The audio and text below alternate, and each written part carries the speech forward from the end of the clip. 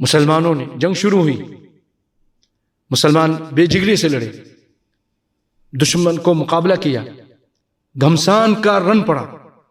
سیدنا زید بن حارث نے قائدانہ ذمہ داریاں ادا کرتے ہوئے زوردار حملہ کیا، اپنی مٹھی بھر فوج کے ساتھ ان کے ساتھ لڑائی کی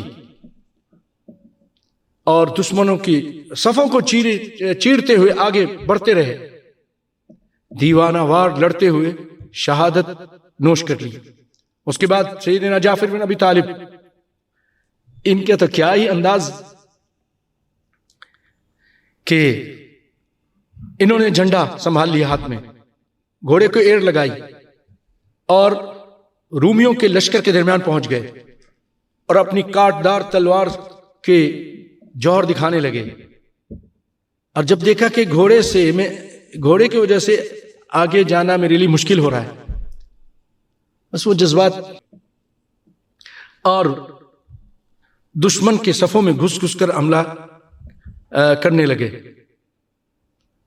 آخر کار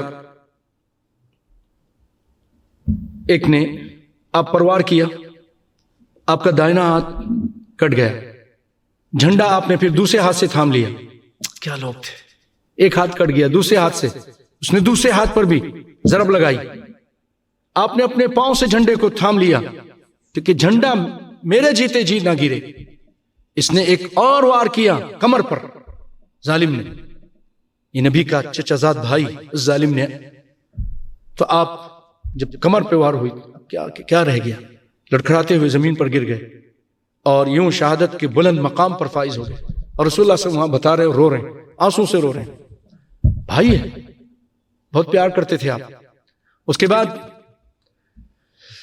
سیدنا عبداللہ بن رواحہ رضی اللہ تعالیٰ عنہ، تھام لیا انہوں نے جھنڈا، اور وہ بھی جوان مردی کے ساتھ مقابلہ کرتے ہوئے جام شہادت نوش کر لی۔